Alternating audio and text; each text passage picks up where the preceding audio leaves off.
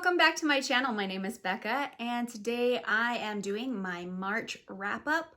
I know we still have like a few days left of the month, but I'm just calling it. The last week I have not been able to pick up a single book. I read 10 books in the month of March. I was able to hit my 6-book goal. I do have a 6-book goal to read every month. So I was able to surpass that. So that, makes me feel good. The first book that I read is my fantasy book, and it is Slayer. And this is by Kirsten White. It was a really cute read. I gave it 4 stars out of 5. I don't know if you guys have seen like Buffy the Vampire Slayer, the TV show. That was like really, really big toward the end of the 90s and in the early 2000s.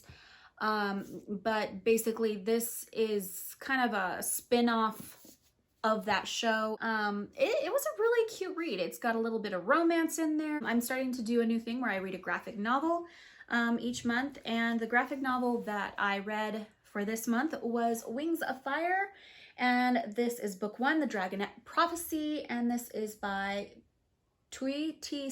Sutherland. I'm probably saying that wrong. And then the art is by Mike Holmes.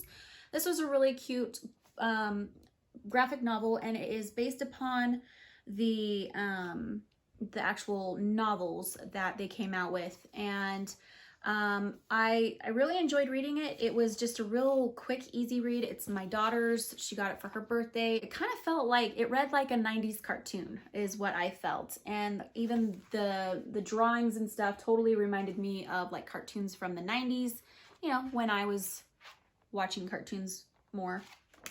But yeah, it was a really good read, and I enjoyed it. So yeah, it wasn't too bad. I gave it 3 stars out of 5, and that was just because of it being more of a middle grade. It really didn't pique my interest all that much. I was just kind of hoping for it to get over so I can check the done box. But I mean, overall, I think your middle grade kids would love this. The art is fantastic. I loved the artwork in it. But yeah, just one more second. I forgot a book. Well, I actually read 3 graphic novels. So I went to my library and I picked up, and I actually bought my own copy because it was so stinking adorable. And it is Strange Planet by Nathan W. Pyle. This is the best graphic novel ever. And I know I haven't read many. I mean, I've read a total of 3 graphic novels so far. However, this is phenomenal. I have been pushing this off on all of my friends, and I think you guys need to check it out. If you don't want to buy it, go and rent it from your library. That's the word. But it is so stinking cute. They are little aliens, and they are dealing with normal things that we do and take for granted every day. And they make it into the most hilarious, way of putting it across. And it is hilarious. I gave it a 5 out of 5 stars. It was so cute. My kids absolutely loved it. Because yes, I did push it on my kids to read too. I can go on forever about this book. I loved it. So amazing. Read it. The next one that I read from my library was Moon Cop, and this is by Tom Gauld. And this was just a really cute little book. It follows a cop on the moon, and I guess there used to be like this big, huge civilization on the moon, and now people are it's falling out of interest. People aren't really enjoying living on the moon like they used to. And so a lot of people are leaving. He's so lonely, and he just is out there doing his job. It makes me sad because he's lonely, and I just want to hug him and take him home.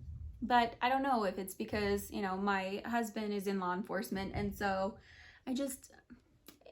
makes my heart gives my heart the feels. The first Cassandra Clare book I read was City of Fallen Angels, and this is book 4 in the Mortal Instruments series. And I gave this one, hold on, let me see here.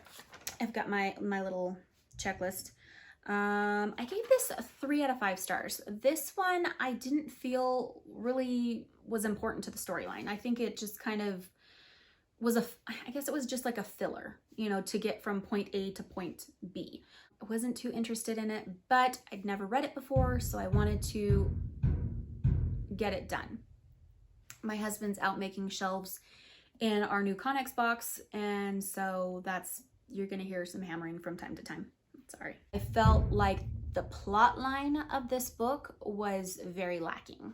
The next one I read was City of Lost Souls, and this is book 5 in the Mortal Instruments by Cassandra Clare. This is the next installment. I'm not really going to say much about these because if I were to, it would completely spoil all the other books in this Mortal Instruments series. I did give this one, let's see here. I gave this one 4 out of 5 stars. This one I felt like the plot line moved along a lot better. You had a lot more going on. It kind of started to be more entertaining and draw you back in. However, I still felt it was still just a little bit more of a filler, and it lacked just a little bit of the luster of her original books that she first came out with. And this big old mammoth was City of Heavenly Fire. This is book 6 in the Mortal Instruments. This one I gave, let's see here. I gave it 4 out of 5 stars. I still enjoyed the storyline. I think it had a very good conclusion to this series. However, I still just really enjoyed the first 3 books better. It was a really good conclusion to this, and I think there was a part in here that I didn't like. There was a character in here that completely changed. And it was because of circumstances that happened in the book. I don't want to give away too much. For me, I think that's what knocked it down one notch. Because of that one thing, I was just like, no, I don't know. The next one is The Bane Chronicles, and this one is by Cassandra Clare, Sarah Reese Brennan, and Maureen Johnson. And this is about Magnus Bane and basically his life.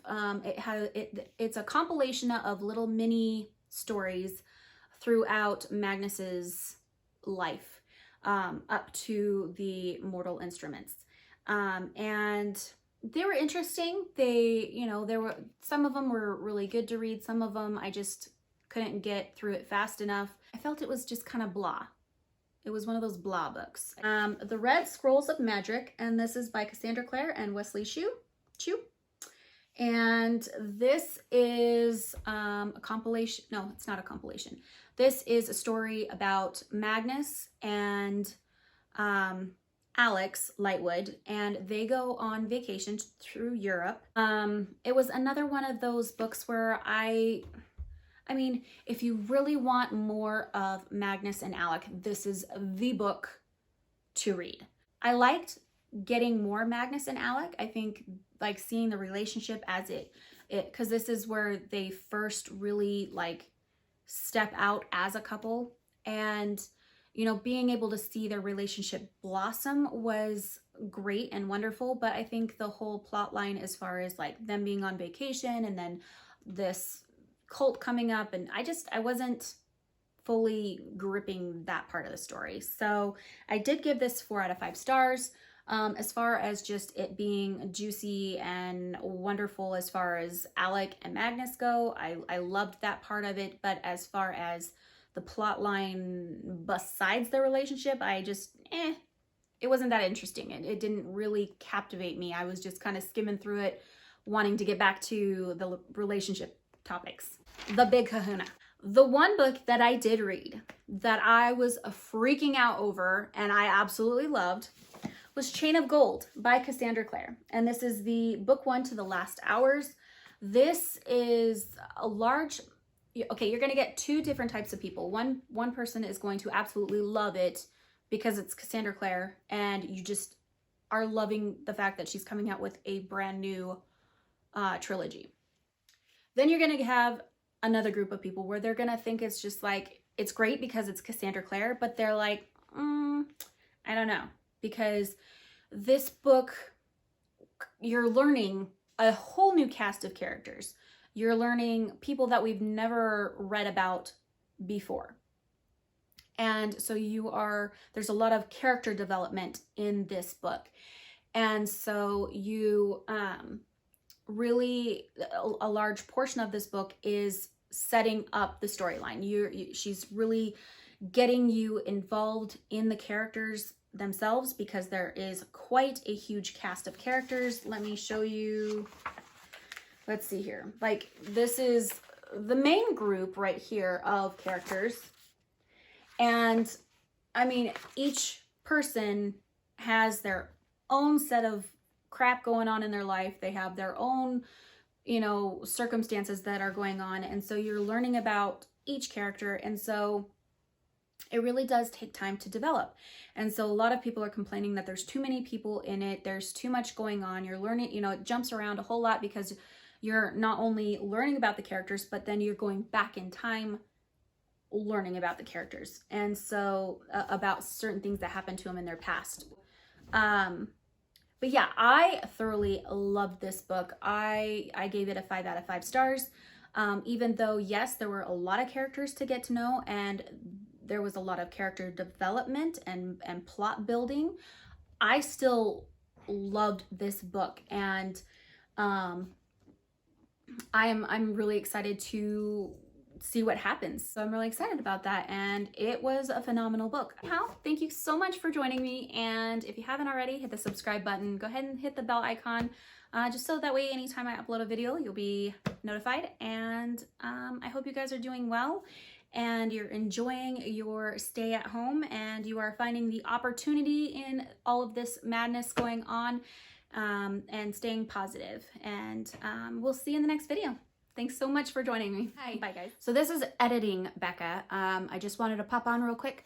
Over the last week, I have been reading like crazy, and I did finish 2 books, and my third one, I don't think I'm gonna finish before the end of the day. Today is the 31st of March, and so I'm just calling it for the month of March. If I finish, I'll put the other book in next month. So the 2 that I finished this week were The Night Circus, and this is by Erin Morgenstern. This is one of the ones that I'm like, I need to get read. It was amazing. The first time I started reading it, I didn't like it that much. I felt like it was really slow. I was just in a really bad headspace when I was actually trying to read this. And so I put it down for a few months. I finally picked it back up. I absolutely loved it. Gave it 5 out of 5 stars. This is so whimsical. It's very lyrical. It's very, I don't know. It's magical. I don't know. I can't explain it beyond that. I love everything about it. I think if I were to read it a second time, I think I would enjoy it even more, just because now I kind of understand the way that Erin Morgenstern writes. And so, yeah, this is a really good book. The next one that I was able to complete was The City of Brass, and this one is by S.A. Chakraborty. This was fantastic. Also, I am super excited to get my hands on the second book of this.